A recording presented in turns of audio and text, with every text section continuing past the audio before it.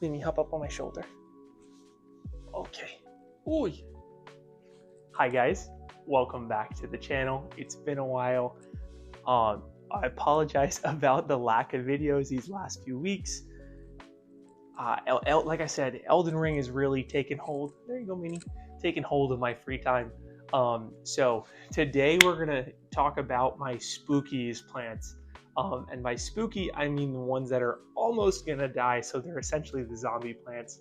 And the ones that I want to put a little bit more TLC into rather. Those plants would definitely be the ones behind me here that are in the kitchen and the ones that I have outside. There's a few that I keep in my room that are on the kind of on the brink, but we're going to talk mainly about the ones behind me and the ones outside. So without wasting any more time, let's get into it. First one we're going to talk about is going to be my Anthurium viridifolium. Now, this one has definitely seen better days. This was one of the first Anthurium that I ever bought. I'll throw a picture up, or my earliest picture up here. And, you know, this one currently is super dry. The sphagnum moss that it's in is really like bone dry. It definitely needs a repot. The roots are kind of all over the pot and they might be dying. I really need to water her. And because she's out here in the living room, anytime she puts out an inflorescence, it seems to get bitten off. So I've had no luck when it comes to selfing her. This is definitely one of the Anthurium that I need to pay a lot more attention to, which is why I'm pulling off the dead stalks right now. But I mean, pendant Anthuriums definitely hold a special spot in my collection. And this is my biggest one. My Wenlingerii is super tiny, and my Philodendron is about half this size.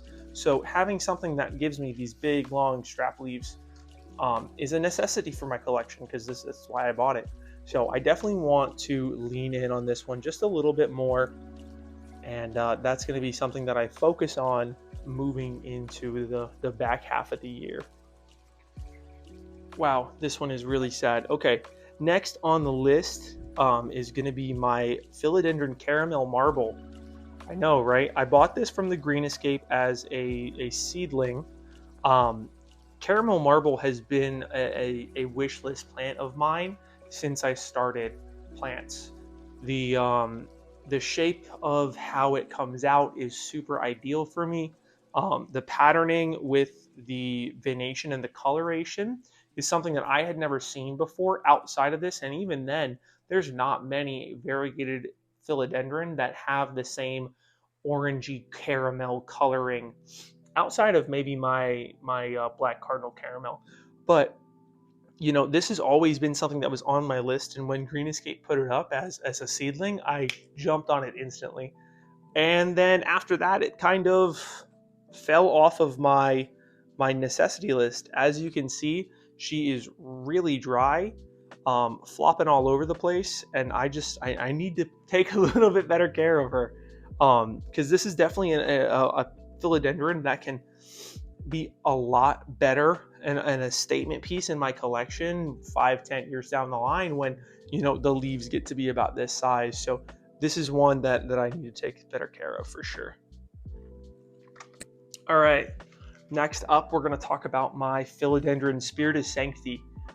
Something that you're going to notice throughout this video is that a majority, if not all, of the plants that I need to take better care of and that are on that spooky zombie zone, I'm trying to theme this for Halloween, they're on that cusp of being about to die, tend to be my Philodendron.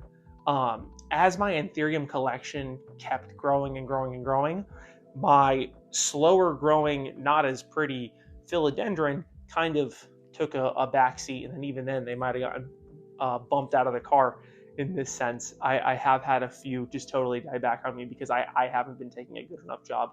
I haven't been doing a good enough job, rather, when it comes to caring for them. This is one that almost had that happen, and thankfully it bounced back, because the Spiritus Sancti is another one like the Caramel Marble that I had been chasing since I got into plants. I remember when I first saw pictures of the Spiritus Sancti, it was around the time when they were almost unattainable by the public, and even then, they were going for hundreds of thousands of dollars, right? So this was always a plant rather that I thought that I couldn't attain.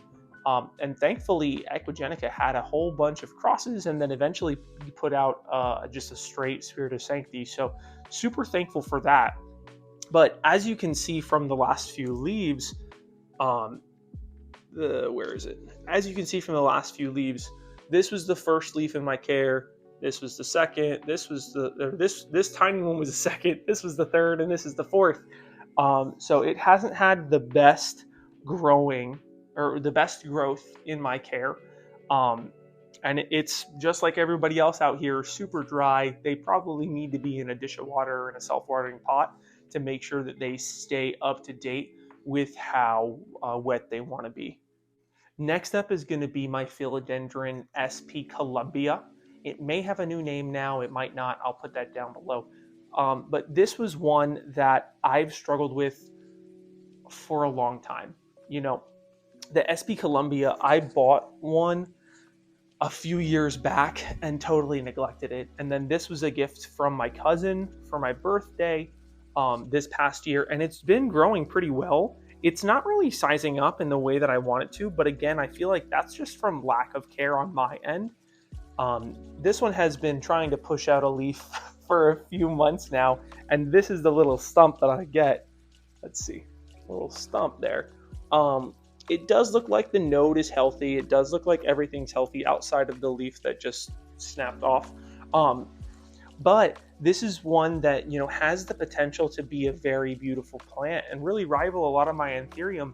And I don't lean into it enough. So it's on the list of things that I need to take care of. As you can hear, that sphagnum moss is drier than dry. So this is on the list of stuff to get watered as well. Not one necessarily that's in our zombie mode, as I'm calling it for this video, but one that has been slowly declining on my favorites list is gonna be my Black Cardinal Caramel that I got from Plant Haven, Toronto a few years back. So I bought this as a rehab plant. Every single leaf that it had on it was this really dark color, just like a black cardinal. And you know, from the pictures they had on the site, every single leaf on the regular non-rehab plants were this really bright orangey, pumpkin-esque autumn leaf color. And I didn't have anything in my collection at the time. I now have the caramel marble, but as you saw, it's not great. So this has been kind of filling that role for those orangey leaves for the longest time. And, you know, as it got a lot taller, the leaves got a lot further away from my light because I had it on the very top shelf of my cabinet. So this was one that was kind of growing towards the back, and everything in this top crown is now really dark. I'll zoom in for you. There we go. As you can see, I mean, these bottom leaves are super orange. The underside of the leaves is also really orange, but you know, everything from the middle of the plant upwards, except this newest leaf, was a really dark black cardinal color, and that's not something that I wanted to keep. So this one fell to the wayside and was just something that I threw out in this kitchen area to get it out of my cabinet, really, to make space for more Anthurium. And you know, thankfully, I'm starting to see that it's bouncing back with that orange color. We have a bunch of lights, as you can see, and I replaced one of the bulbs with just a grow tech, not a grow tech, just a plant bulb that I bought at Lowe's a few years back. And I'm hoping that it's bright enough to bring that color back into this one, because if not, I might need to elevate it a little bit more or move it in front of my Rousseau light above my cabinet. All right, I'm putting you guys in handheld mode for this section because the underside of my outdoor area is a little tight. But this is kind of what we're looking like here. A lot of these guys are suffering in that zombie mode that we're talking about. So we're going to key in first on this Philodendron patriciae. Now this plant, let's get a better view here. Now this Philodendron was a gorgeous Philodendron. As you can see, the last few leaves that it's put out have been really crummy, and that's because this area over here actually broke, and this portion of the net was down, and so she was getting a lot of sun for a few weeks, and that's why everything's really crisp. And also, just where she's at, it gets really dry for some reason. Not 100% sure why, but all of this area gets really dry throughout the day. So, I mean, if I don't keep up with my watering, it's kind of crummy as far as, you know, keeping it hydrated as a philodendron would like. Next up on my list here in zombie mode is something that seems to be perpetually dying and coming back and dying and coming back. This is my Monstera Pina Partida. It was gorgeous. It had about, I can't really see, it had about a 4 to 5 foot pole from the pot where's my finger, where there were leaves all the way up this stem that were about double the size of what we've got going on here. I don't know if it's some form of issue with the roots or anything like that, but I mean, as you can see, it does have a new leaf. It is pretty nice, but if I had to name one plant that was a zombie plant, this would be it, because it keeps dying back. Every time a new leaf comes, rather, one dies off. Let's see if, oh, yeah, exactly. Yeah, every time a leaf dies, a new one pops out, and it's just perpetually in this state of dying back, which kind of sucks. Ooh, okay, cool. Random Hoya blooms. Now, the Hoya that these blooms are on is a Hoya that was unlabeled from a plant nursery near my house. Now, I don't know what, let me get in here. I don't know what these are going to look like, because this is the first time that she's going to be blooming for me, so we will see what she looks like. Okay, another two plants that are not doing great are going to be my, oh shoot, I don't even remember what the cross is for these. They are both Spiritus sancti crosses from Equigenica. One of them may be a Patriciae Spiritus sancti, and the other one, I don't even know. I'll put names down of what I think they are in the video here, but these guys hang on the wall, and sometimes, especially during the summer, they do get full sun, which is why they get so freaking dry. It really sucks to keep them hydrated. As you can see, the moss pole that they're in, it's a Rousseau pole. I have one with a dripper and one without. Either way, they still get insanely dry. I would have to have these set up on like a watering system where it's like a dripper constantly, which would kind of be cool, but I don't really have the time to invest into that. But these two are kind of sizing up. Let's talk about this guy here. You know, this is the newest leaf. It does have one coming out, but as you can see, it is really crispy. Okay, this second newest leaf is one that shows a little bit of promise. Okay, and then over to this guy. When I got this philodendron, most of the roots did die back. So we had a leaf that was huge. I mean, this one is probably a good 3 feet in size. The next few leaves really got small, so let's swing over this way. As you can see, these two leaves, the one on the left is the most recent hardened off leaf, and the one kind of in the middle of the screen is the one that it's working on currently, and they're both insanely small compared to that other one. These two barely reach just at or under a foot in size. So compared to the 3 foot rather leaf, these are a little embarrassing in my opinion.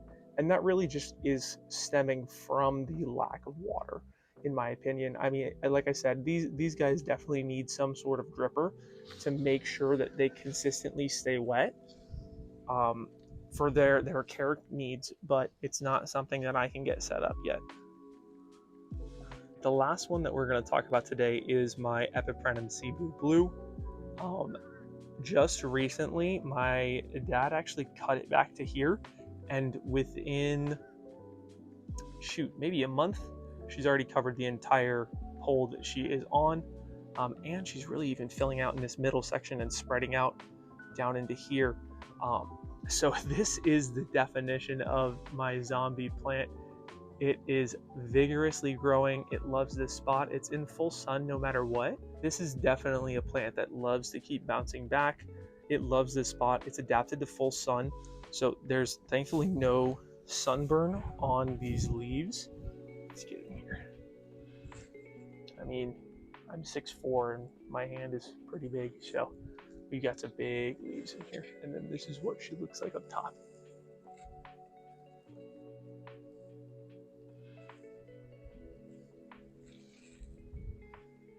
Definitely has some room to grow into the pot, rather into the pole up here. And like I said, she's definitely making her way back into my palm. All right, guys, that's going to kind of cover it for as far as my spooky zombie plants, I guess. I'm trying to make this a Halloween themed video, and that's just kind of what I'm coming up with. So if you made it to this point in the video, I appreciate you watching. If you have any tips on how to keep outdoor philodendron hydrated, I would appreciate that. I've tried a whole bunch of different things, and everything I'm trying really tends to keep them dry rather than keeping them moist. And those are plants that can definitely succeed and be gorgeous. I just don't have the skill set currently to adapt with what's going on out there, especially with what's here.